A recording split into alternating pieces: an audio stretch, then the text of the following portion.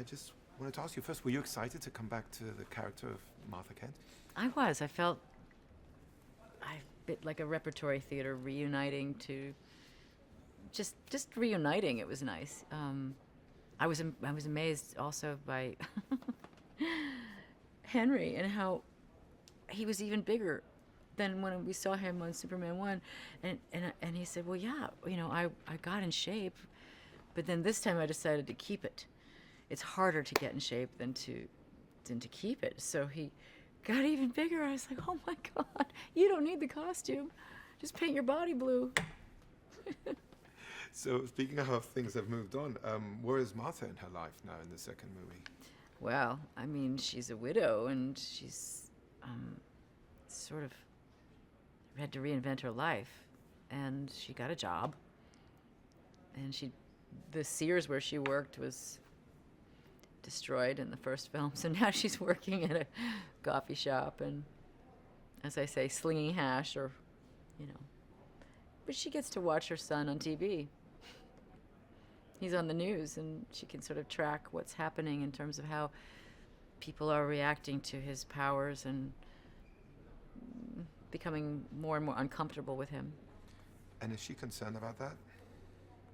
Well, yeah, she's very concerned about it. This is her only family, right? And also, I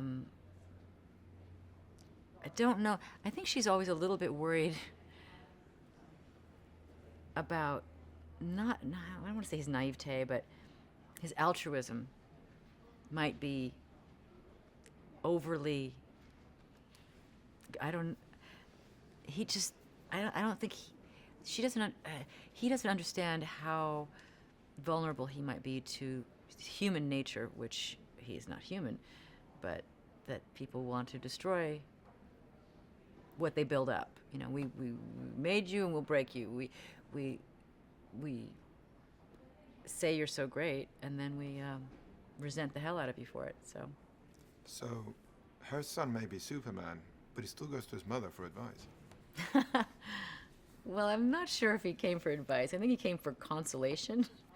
And I think she basically wanted him to know, especially confronting her own mortality. I mean, when your husband dies, you certainly feel very vulnerable yourself. And I think she wants him to know that he has choices. And I think every parent wants their child to feel free, not in bondage.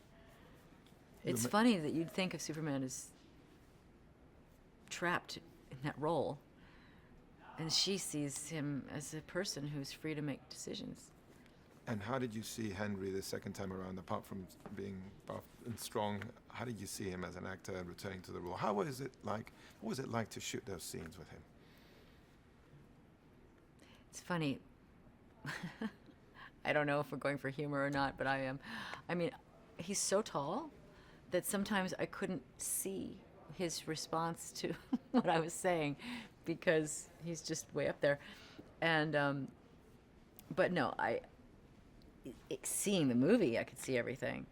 So I was very impressed. I remain very impressed with him. I don't think people realize how much goes into crafting a character that's that complex and has to toe such a fine line throughout the entire story, and more to come, of satisfying,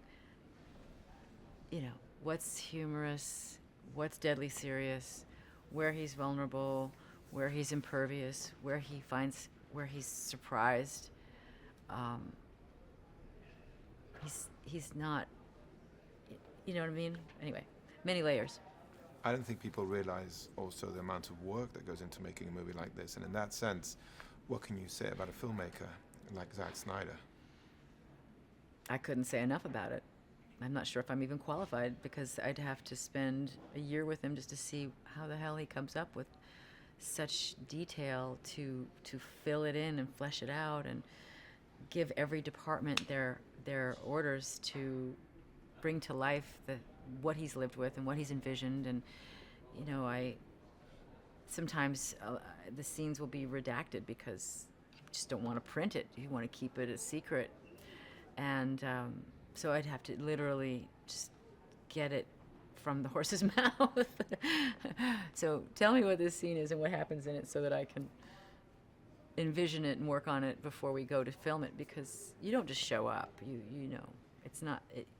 You make it look easy, but it's all about preparation. So, When you finally saw it, this will be my last question. When you finally saw it, what did you think? I'm blown away. I'm very impressed. I'm very delighted that this film turned out to be something that I'm so proud of in terms of everybody's work in it, and that I'm among them. You know, I'm here. I'm in this really amazing movie. And people tend to put these films in a category. They tend to put them in a box, and maybe if I saw a lot of these kinds of movies, but I don't think that this film is like them as much as other people might think. I think that this film accomplishes a lot more soul-searching and psychoanalysis of what a hero thinks. And Zack is the perfect man for that. I remember, what's the name of his other film that he did? Pop Quiz? It's the one where you see all the heroes and they're having a moral crisis with their... Watchmen? Watchmen, thank you. I couldn't remember the name. I loved Watchmen, and I thought that was kind of genius, and I couldn't believe that it had taken so long for somebody to go rushing right at the dichotomy of, you know, a hero having a crisis of conscience.